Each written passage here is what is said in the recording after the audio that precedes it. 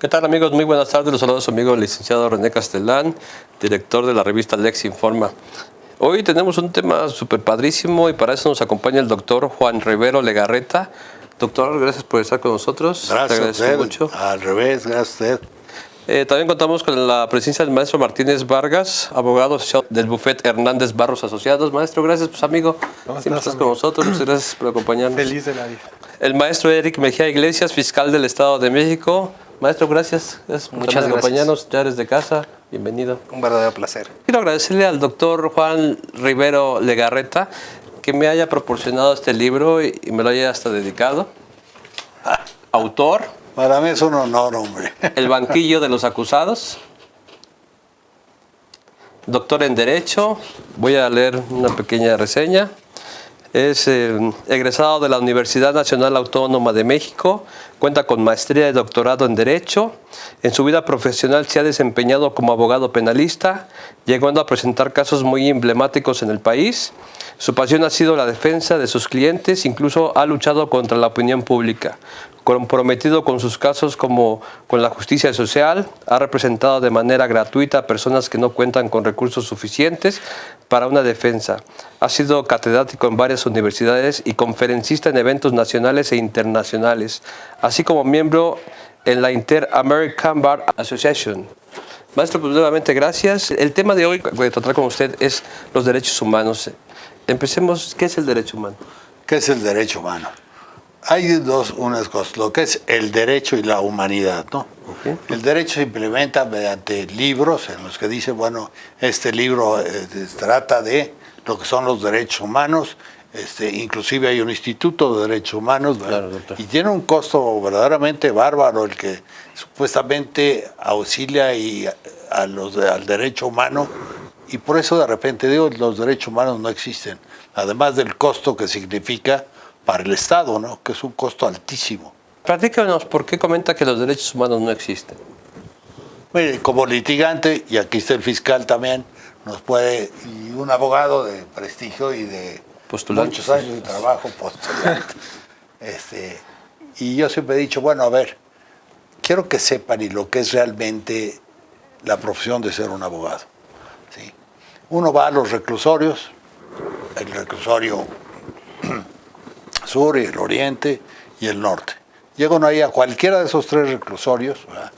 Y ve uno cómo las pobres señoras van a llevar la comida a las mujeres, a sus maridos. Sí, claro. Llegan y van cargando a sus 2 o 3 niñitos para llevar la comida al que está detenido. Y desde luego pues hay una cola de personas que está esperando la entrada. Para entrar, que llegan las pobres señoras a las 5 o 6 de la mañana, van con los niños cargando para entrar a dar la comida a los señores. Y sucede que no está implementado ahí derechos humanos. Todo el mundo ha ido y ha visto y dicen, oiga, ¿qué está sucediendo ahí? ¿Sí? Oigan, los de derechos humanos, ¿dónde están los derechos humanos de esta pobre mujer? O sea, no estoy hablando del que está adentro, sino de la mujer que lleva la comida con todos sus niñitos. Eso es derechos humanos, eso es tratado de derechos humanos. Nos cuesta el Estado, supuestamente, para que todas esas personas le cumplimenten los derechos humanos. Por eso digo que no existen. Entonces llegan, ¿sí? Y son los martes, jueves, sábados y domingos. O sea, son 4 días en las que se visita. ¿Por qué? Porque además tampoco tienen con qué comer los que están internos. ¿Dónde están los internos? Tienen que llevar la comida. ¿Qué no va a costo de los reclusorios?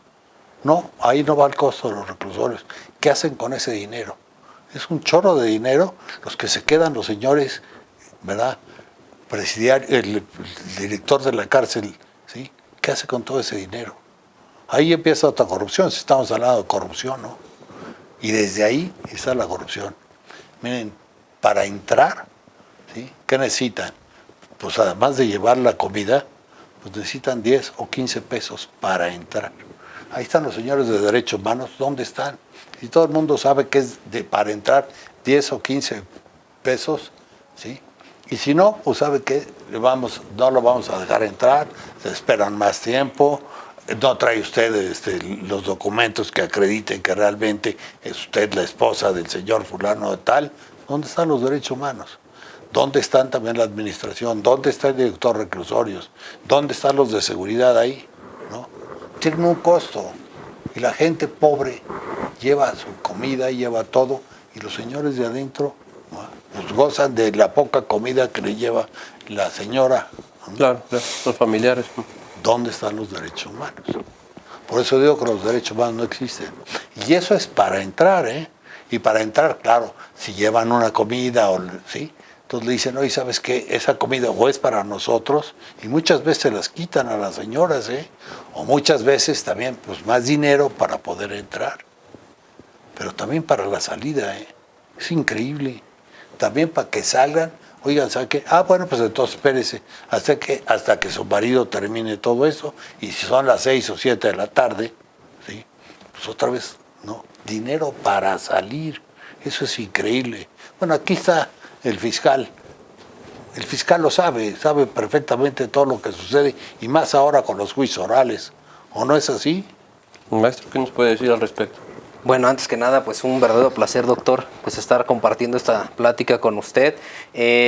Considero yo que en relación a los derechos humanos es una situación histórica, ¿no? Es una evolución por la cual, pues desde hace muchísimos años se han venido trastocando, los derechos humanos han existido, sin embargo yo considero que es una situación más cultural, ¿no? Hay una lucha incluso entre pensadores, que el justnaturalismo, el positivismo, entre otras cosas, y que realmente van de la mano, ¿no? Estas dos posturas, y que es un sistema de conciencia, y por más que haya reformas en la misma Constitución, la reciente del 2011, en este artículo primero, ¿no?, que precisa claramente estos principios que rigen a todo el ser humano. Sin embargo, bueno, yo considero que es una situación más allá de implementación de más tratados internacionales, y que está la Convención Interamericana de Derechos Humanos, y que ahora ya con esto de las mujeres, la Convención para la mujer, para erradicar la violencia contra la mujer, el Pacto de San José de Costa Rica, infinidad que ya empiezan a implementar. Sin embargo, ¿dónde está la ejecución, no? Precisamente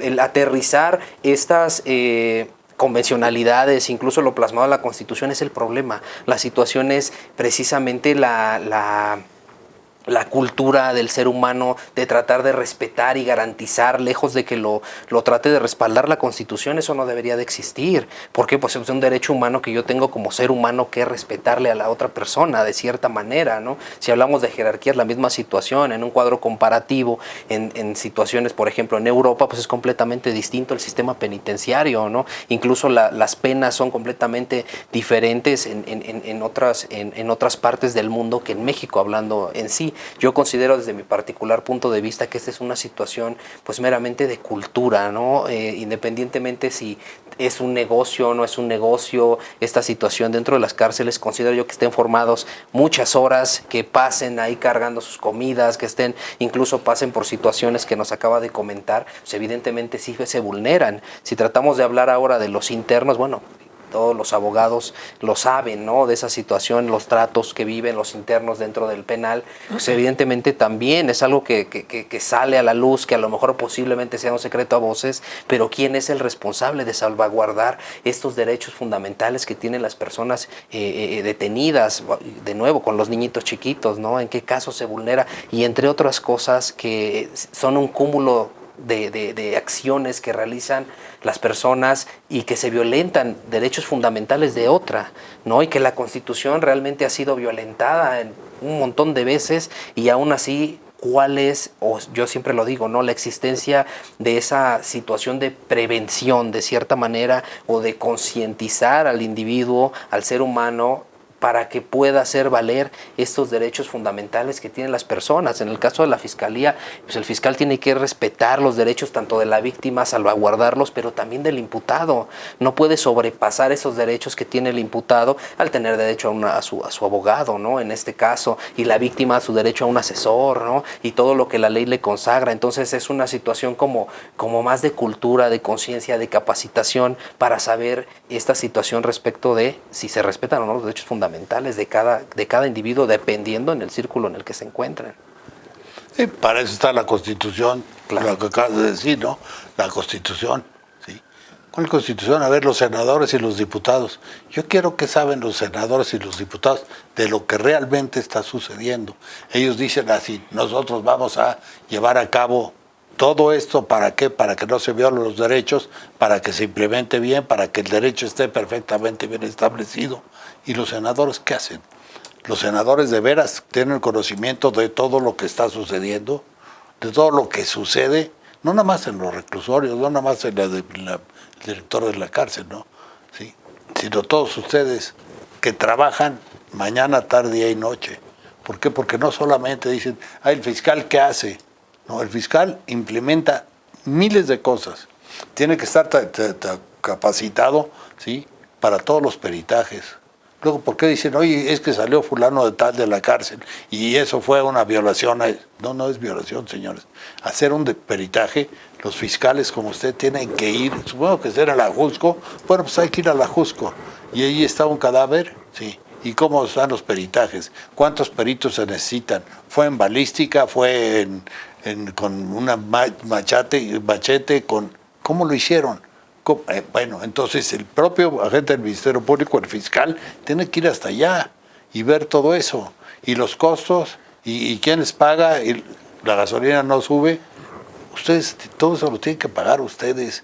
Esa es una violación a los derechos, y a los derechos fundamentales. Ya no estamos hablando de los derechos humanos, a los derechos fundamentales, ¿sí? Yo eso no lo puedo creer. Dice uno, oye, ¿cuánto gana un senador? ¿Cuánto gana un diputado? Que supuestamente son los que están haciendo la Constitución, que están haciendo todo esto, y ahora con las reformas trabajan muchísimo. Sí, señores, pero exactamente que vengan los señores senadores y los diputados, que vean la realidad, que vean lo que está sucediendo. No nada más estén ahí diciendo, oye, vienen las reformas y demás. Cuando vieron las reformas, yo me acuerdo mucho eso del Partido Verde. 130 años a los 130 años, bueno, señores, pues 130 años no vive una persona, así de fácil, ¿no? Claro. Pero es como una promoción me parece inaudito que estén diciendo todo esto, ¿no? Y ustedes como fiscales tienen que estar al pendiente, tienen que saber, no nada más el derecho, sino mil cosas como son peritos en las diferentes materias, ¿o no es así, señor?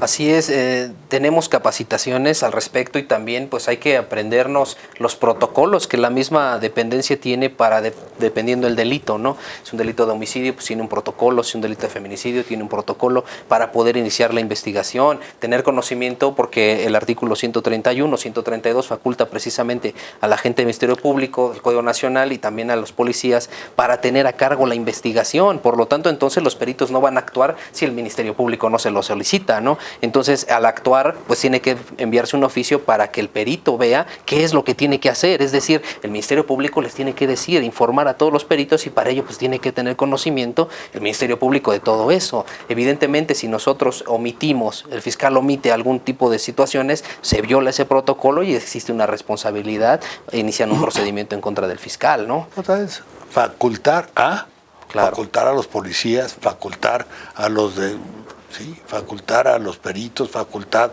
a ustedes mismos. Tienen ustedes hijos, 20 asuntos, no 20. ¿Cuántos 100, asuntos 200, lleva usted pues. ahorita?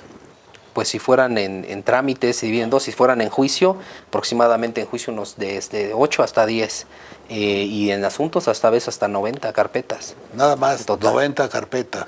Con 90 carpetas, ¿cuántos abogados hay de defensores? No, pues muchos. Muchos, ¿verdad? Muchos abogados. ¿Y de fiscales? Ahí sí es mínimo. Mínimo. O sea, otra vez vamos a lo mismo, ¿no? Oigan, todos estos asuntos que son voluminosos, que tienen uno que estar dando tiempo, espacio, la familia. Dices, oye, pero espérame un segundo, ¿cuánto voy a tener que trabajar? ¿Cuánto voy a tener? Mañana, tarde, día y noche. ¿Y eso quién lo absorbe? Pues lo absorben ustedes. Y es un grave daño el que luego les causan a ustedes no ver a los hijos, no ver a la familia, no ver a nadie. ¿Por qué? Pues porque es un trabajo. ¿Y derechos humanos dónde está? ¿De veras saben lo que es derechos humanos? No pueden llegar a decir, ¿sabes qué? Nada más pueden ser tal cantidad de abogados, tal cantidad de fiscales, tal cantidad. No hay más. Todo lo demás luego además los critican, ¿no?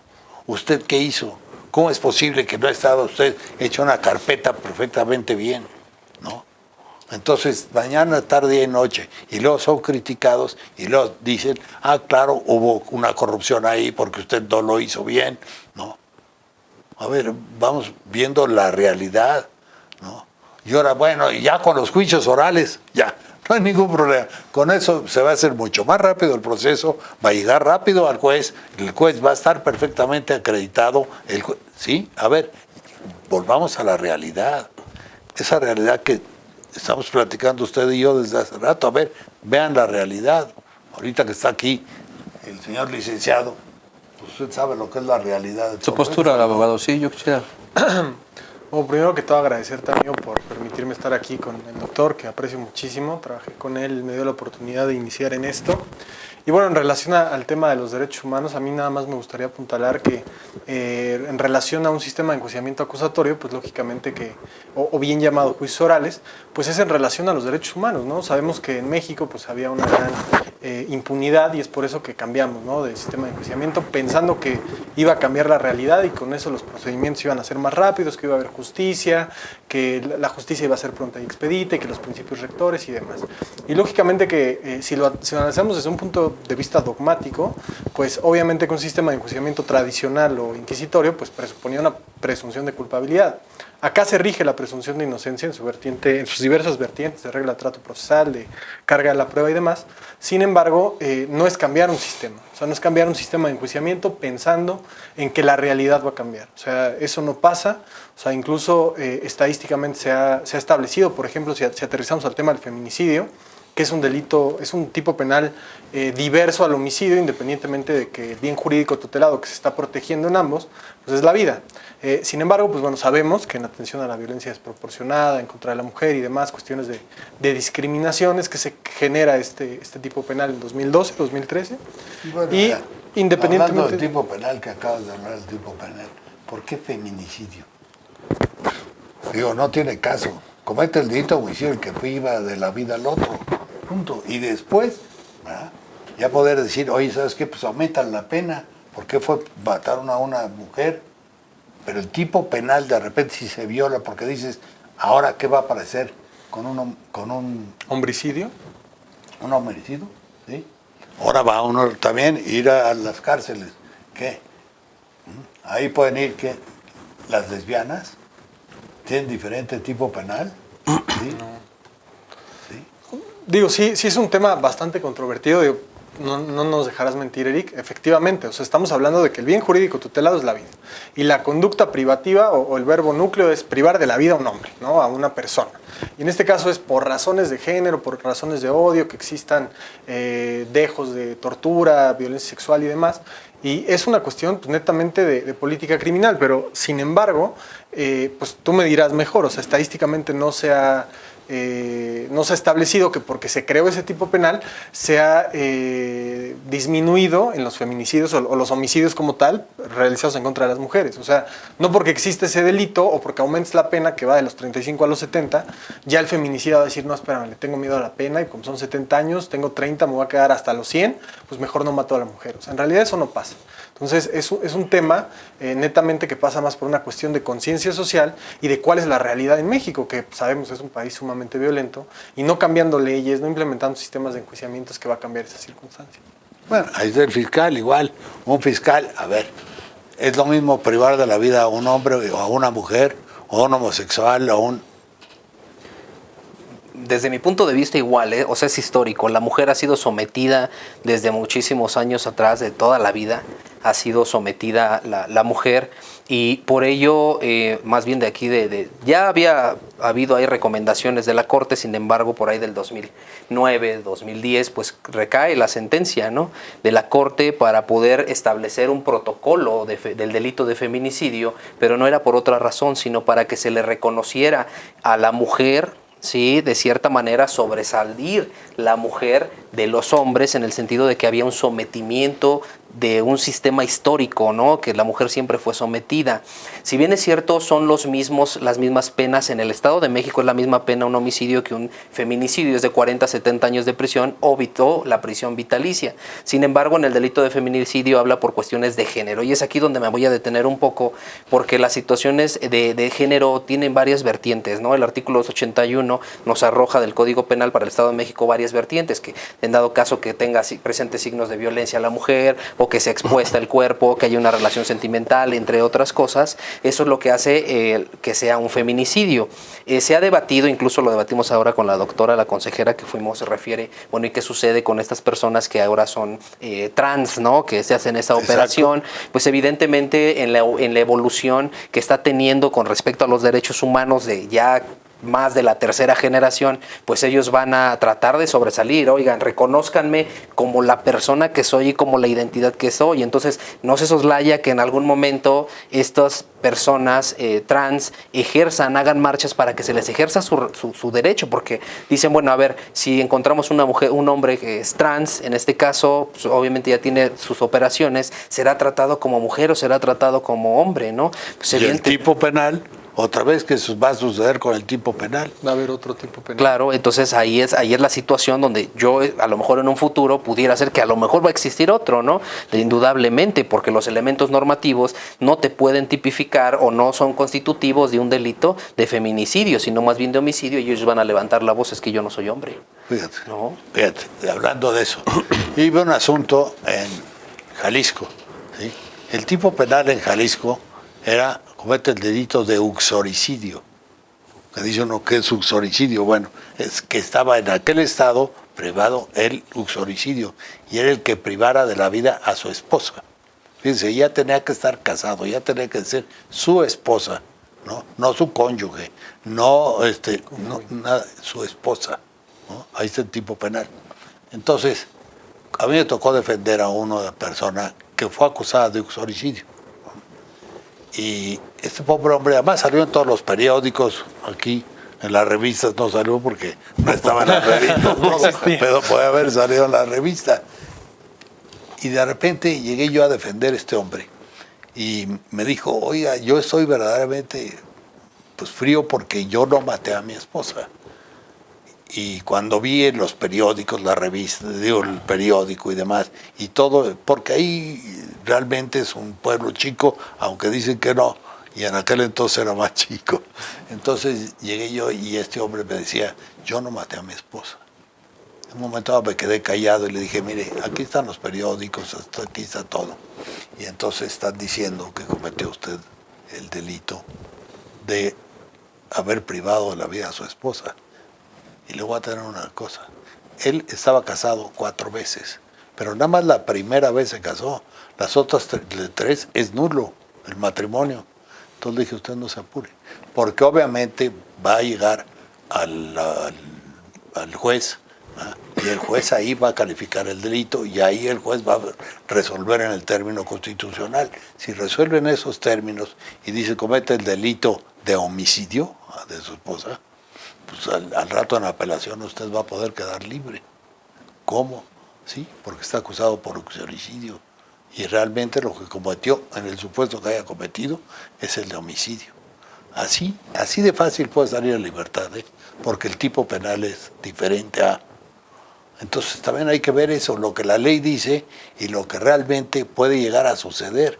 Si el tipo penal es diverso, lo que estamos platicando, ¿no? Si vamos a saber si es mujer, si es hombre, si es bisexual, si es... ¿Qué van a promover esos tipos penales? Los dejan así y alguien puede llegar en libertad, pues puede llegar en libertad. ¿Y quién se va a decir, oye, fue el juez, no fue el fiscal, no fue, el fiscal estuvo bien? Ese es otro grave problema, según yo veo, ¿no?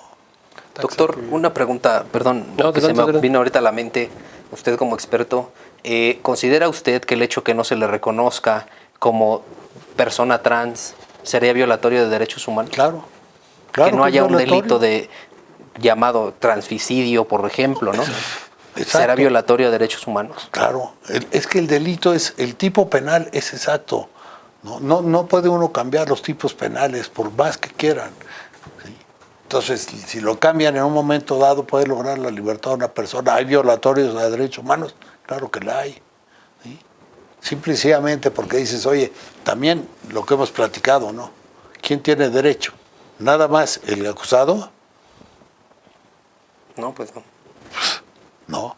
El que acusa. Tiene que haber un defensor, tiene que haber que acusar, uno que acuse. Los fiscales, ¿sí? Acusan, los defensores somos los abogados. Por decir algo que también puede ser asesor jurídico y entonces ya cambia, ¿no? Pero en esos términos, ¿qué sucede con un transexual? ¿En dónde lo van a meter? ¿En qué reclusorio lo van a meter? Ahí va a estar en ese reclusorio, ¿va? El área de mujeres y el área de hombres. ¿Qué va a aparecer a la mitad? ¿Quién está violando? ¿Dónde está la violación a derechos humanos? Eso tampoco está implementado. Entonces, todo ese problema también no lo han observado otra vez. ¿Qué hacen los senadores? ¿Qué hacen los diputados? ¿En qué trabajan? ¿Por qué trabajan? Diciendo, oye, no se ha documentado esto. Tienen que hacer todo esto para que realmente llegue la justicia a ser pronta, expedita y gratuita. La gratuidad. Doctor, una pregunta. ¿Y por qué cree que han cambiado sus nombres? Los cambian porque no están capacitados, si estamos hablando de la capacitación, que ustedes sí están capacitados, de los que simple y sencillamente dicen, oye, ¿sabes qué? Si estamos capacitados, entonces nosotros vamos a resolver y a decidir qué es, ¿no? Señores, ahí están los senadores, ahí están los diputados, ahí están las reformas. Ahora acaba de haber una reforma, exactamente este año, ¿no? La primera reforma constitucional. Y es el artículo primero, ¿o no es así? El artículo primero de la Constitución. Dice, hombre, ni siquiera es aprender. Bueno, de repente ha habido la prensa que llegan y les dicen, ¿no? Oiga, perdón, ¿qué delito está cometido? Y no saben los senadores, los diputados, ¿no? ¿Qué sucedió con eso? Y no saben, se quedan así. ¿Cuántos artículos tiene la Constitución?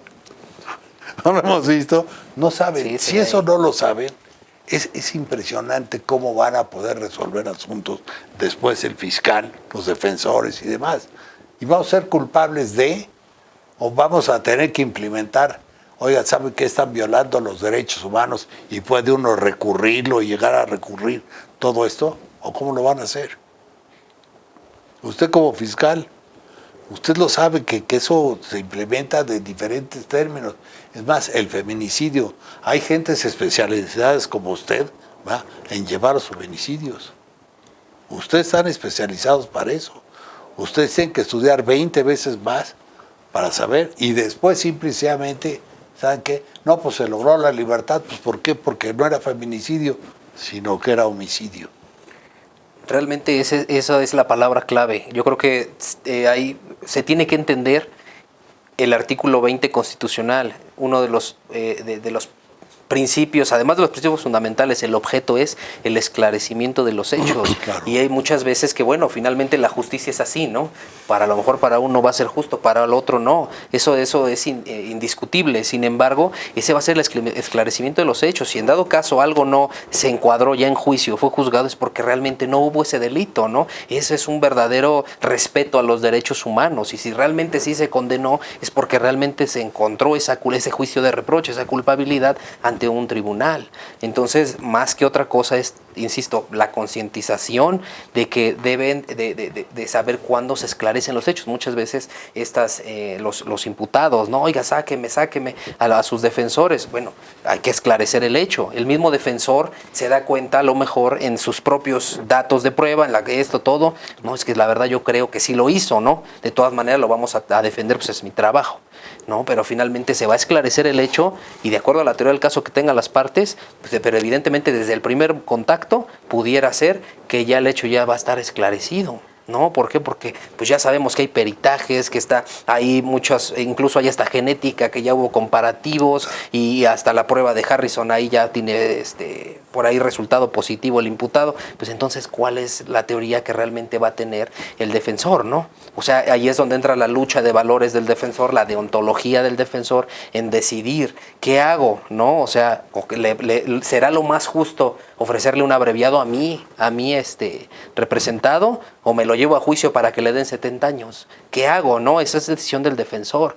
O puede engañarlo, no te preocupes, en juicio vemos, y ya cuando le da condena de 40, 50 años me hubiera dicho. Y ya le pagaron. Pues sí, porque salía en un abreviado en 16, 17 años, ¿no? Entonces es cuestión de conciencia, yo considero también. Sí, no es una cuestión de la reforma como tal, es una cuestión de todos los operadores del sistema, cómo lo implementan. Y efectivamente el esclarecimiento del hecho es el primer fin ulterior del proceso penal. El derecho humano a la verdad. ¿Qué pasó? Si ese hecho con distingos penalmente relevantes es delito o no es delito. Porque al final una de las reglas de este sistema penal acusatorio supone precisamente eso. O sea, se habla de hecho con apariencia de delito. Porque independientemente de un dictamen, de una prueba pericial, de un testimonio, independientemente del estándar probatorio, de la etapa inicial y demás, para el auto de vinculación a proceso, estamos hablando que vamos a poder determinar si es un delito o no hasta etapa de juicio. Y las reglas de este sistema, efectivamente, si es el procedimiento abreviado, establecen la justicia alternativa, las salidas alternativas. Es decir, no llegues a etapa de juicio, no llegues a este estadio procesal porque hay salidas alternas, ¿no? Entonces no incites al órgano jurisdiccional a que llegues hasta esta instancia, ¿no? Es un derecho penal aparentemente democrático en su esencia, sin embargo, pues bueno, una cosa es lo que dice el Código Nacional, otra cosa lo que dice la Constitución, la convencionalidad que citas, y otra cuestión muy diferente, lo que pasa el día a día, ¿no? El tiempo es muy corto. Yo quisiera darle 3 minutos a cada uno, porque el tiempo es muy corto, doctor. Discúlpeme. Adelante, empecemos contigo. Pues bueno, me parece un tema sumamente interesante. Definieron de manera precisa, Eric, lo que es un derecho humano. Efectivamente, nada más añadiría que efectivamente en 2011 hubo una reforma estructural a la Constitución en cuanto hace al artículo primero, en donde efectivamente las vertientes, ¿no?, del justnaturalismo y justpositivismo, en este caso pues es una vertiente evidentemente justnaturalista en virtud de que la Constitución, las autoridades deberán de reconocer, deberán de promover, respetar los derechos humanos, porque los derechos humanos ya los tenemos por el simple hecho de ser humanos, ¿no?, de ser personas, ¿no?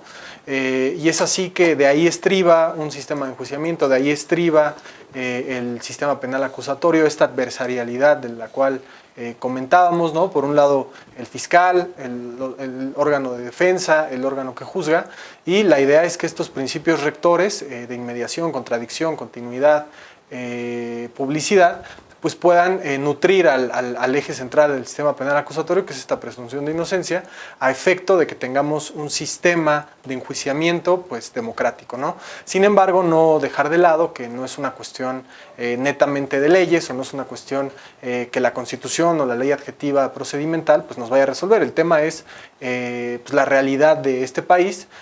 Por eso comentábamos el tema del feminicidio, y de ahí surgió el debate de que la idea pues no es crear tipos penales o aumentar la pena de un delito. Está clarísimo que esa no es la solución. Tan es así que ahí están las doctrinas, ¿no? El funcionalismo de Klaus Roxin establece precisamente eso, ¿no? Y nada, muy agradecido por estar aquí con ustedes. Terminando por mi parte sería mi conclusión. Maestro Eric. Muchas gracias. Bueno, en conclusión yo considero igual que los derechos humanos, si bien es cierto, no es que no se apliquen, sino que la evolución del ser humano va más avanzada, es decir, ha sobrepasado los derechos humanos y van, de acuerdo a sus evoluciones, van tratando de alcanzar los movimientos del individuo, ¿no? Para que pueda respetarse precisamente, ahí están esos derechos humanos, pero la conciencia del individuo que no lo lleva a cabo, ¿no? En esa situación, ejemplos, ¿no? Las autoridades implementan ya de cierta manera en una cuestión práctica la aplicación de los derechos humanos desde el momento que detienen, en este caso me enfoco en materia penal, que detienen a un sujeto, ¿no? Desde el momento que es detenido tiene que tener un registro nacional de detención. Es parte del cumplimiento de sus derechos humanos para que se le informe a alguna autoridad diversa, a la Fiscalía, que está detenido este sujeto y que está en calidad de detenido, y que ese registro nacional de detenciones es público, ¿no? Cualquier persona lo puede revisar.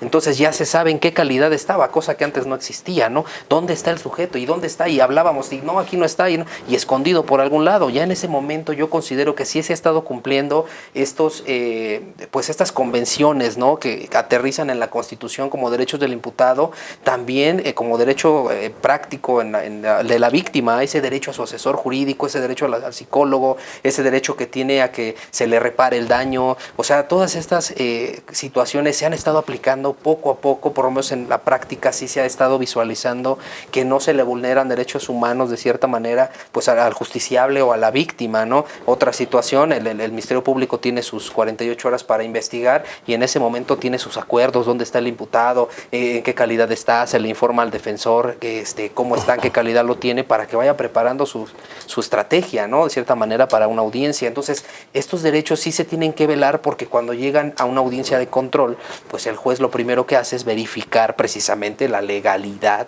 de esa detención. Entonces, por lo tanto, va de la mano, ¿no? Se tienen que respetar estos derechos fundamentales, hablando en esta situación penal, por lo menos se ha estado aplicando a cabalidad de una situación, pues, de cierta manera punitiva, porque pues el que no lo aplique, pues tiene responsabilidad, ¿no? Por eso es importante estos protocolos que se bajan directamente a las autoridades para poder hacerlo. La policía municipal o los órganos, en este caso los policías captores, tienen también su mismo protocolo, tienen sus responsabilidades y en caso que no velen por los derechos fundamentales del imputado, pues evidentemente van a tener una consecuencia. Previo al ingreso a puesta a disposición o posteriormente a la puesta a disposición, inmediatamente al médico a ver si no tiene lesiones, si no tiene estos. O sea, sí se preocupa por respetar estos derechos fundamentales del imputado. Ya después hablaríamos de esta situación, si es o no es inocente, ¿no? Pero así de un protocolo yo creo que sí se va poco a poco cumpliendo con estos derechos humanos. Yo creo que ya va un poquito más avanzado, a reserva de lo que diga el doctor también. Doctor, ya para concluir, porque el tiempo lamentablemente es muy corto, su conclusión de los derechos humanos. Mire, con todos los instrumentos que hoy tenemos, que exactamente lo que está diciendo el fiscal, cómo va aumentando, cómo va más rápido, cómo se está implementando los juicios, dónde están los juicios orales. Aquí el abogado también dice, ¿no?, en los mismos términos, ¿sí?, cómo es el procedimiento, cómo son los instrumentos que se utilizan, qué se necesitan, peritos, qué se necesitan, para ir incrementando todo esto y poder decidir, ¿sabes qué? Esta persona, a pesar de que tienen todos estos derechos, ¿sí?, que no pueden ser violados porque ya están instituidos, ya sabemos de qué se trata. La pregunta que todo el mundo se dice, ¿sí?, es, ¿por qué vas a defender a un culpable? Y los mismos agentes del Ministerio Público y el mismo defensor y el mismo juez dice, bueno, es culpable. ¿Por qué? Porque tengo todos estos instrumentos, porque está perfectamente bien documentada, porque los peritajes están perfectamente bien hechos, pero bueno, también el defensor tiene todo eso, ¿no? Y desde luego para llegar y ya parecer que el procedimiento se hizo sumario, rapidísimo. Y eso no es cierto. Perdón, pero no es cierto. Ni tenemos todos los elementos tal como les estoy diciendo, porque no están los peritajes, porque no están capacitados los peritos. Ya no estoy hablando del fiscal, ni estoy hablando del defensor, los peritos. Como estábamos platicando hace rato, a ver, una persona que fue asesinada, ¿verdad?, ¿en dónde? Si en la casa o en el asunto que estábamos platicando, o en el Ajusco. A ver, quiero saber primero, tiene que llegar el fiscal, ir hasta allá para ver si realmente es una persona la que fue asesinada, ¿sí? Si es hombre, si es mujer, si es bisexual, todo eso que tampoco se está implementando. Todo eso es falta de ¿qué? Pues falta de, no es capacitación, ya las personas están capacitadas. Lo que pasa es que no hay la posibilidad de instrumentar bien todo esto. Ponen una raya ahí amarilla, ¿ah?, ¿sí?, y ya con eso es suficiente. Ya no sabe si llovió, si no llovió, sí, qué sucedió, qué no. Nadie. A ver, señores, vamos a ver si realmente podemos ver si hoy llovió, si no llovió, dónde está el cadáver, dónde está esto, dónde no. Todo eso para hacerlo se tardan entre 10 y 15 horas, o son 3 días, o son 5 días, y ya el señor ya está detenido, y ya están diciéndole, usted es el culpable. ¿Por qué? Pues porque así se resolvió, porque está perfectamente bien implementado. ¿Cómo estar perfectamente implementado? En modo, tiempo y circunstancia, porque sí se tiene que precisar. Modo, tiempo y circunstancia, en el momento de. Eso es imposible. Eso es verdaderamente imposible. Entonces, viene lo que se dice, estás violando los derechos humanos. Sí, sí están violando los derechos humanos, porque derechos humanos está ahí, señores, y derechos humanos tiene que estar presente en las diligencias, presente en todas partes. ¿Por qué? Pues no. Dicen, oye, pues puede ser como un notario público. Pues no, el notario público no dice eso. Entonces, ¿usted cree que se viola el principio de inocencia? La Sí, presunción claro, de inocencia. claro que se viola. Y no nada más se viola, sino además de violarse la presunción de inocente, llega hasta un juzgado. O sea, todo eso que está implementando llega ante un juez. ¿Y el juez qué va a resolver? ¿En qué términos? ¿Términos constitucionales? O el juez dice, hijos, pues sabes qué, lo siento mucho, pero sí parece ser que es culpable y por lo tanto, ahí viene la resolución. Y es una resolución inmediata. Ya después se verá el proceso y ya terminará el proceso y ya verán si es culpable o no culpable. Claro. O sea, todos esos términos, sí, que supuestamente deben de estar ya perfectamente bien instrumentados, sorry, no están instrumentados. Es imposible. Necesitamos capacitar a las personas para que vayan a ver. Todo eso, señores, si está en esa casa, la casa se debe quedar totalmente, que no se mueva nada para poder hacer todo esto.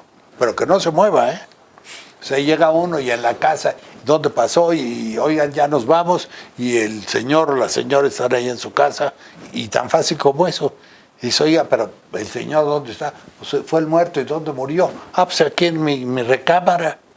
¿Y la recámara qué pasó con eso? No, pues debe estar totalmente eso, ¿o no? En el nuevo procedimiento no se dice eso. Sí. En el nuevo procedimiento, En el nuevo procedimiento dicen, ¿sabes qué? No puedes pasar así, tiene que estar perfectamente bien custodiado todo eso, tiene que ser trasladado. ¿Cuántas veces los trasladan? Nunca. No hay traslado del cuerpo, no hay traslado de ninguna prueba. ¿Sí? Y supuestamente ya en los procedimientos actuales debe de ser todo eso, y es falso. Ahí hay violación de los derechos humanos, tanto del que acusa como el que defiende, según mi concepto, porque esa es la vida real, ¿no? Ese es donde ustedes se enfrentan y donde de repente dicen, oye, es que hubo corrupción, porque ahora ya todo el mundo dice corrupción. ¿Cuál corrupción, señor? Estamos perfectamente bien capacitados, estamos ejerciendo nuestra profesión, ¿verdad? Y la profesión es esta. Y ya no quiero hablar de los costos que eso significa, ¿no? Y cuánto gana un fiscal, y cuánto gana un defensor de oficio. Ahí hay violaciones de pe a pa. Yo creo que nos va a quedar tema, doctor, para una siguiente entrevista, si usted está de acuerdo. No, hombre, encantado de la vida, al revés, para mí sería un honor estar aquí con el fiscal y con el abogado. Pues quedan nuevamente invitados. Yo creo que vamos a agendarnos otra cita porque hay mucho tema, muchísimo tema.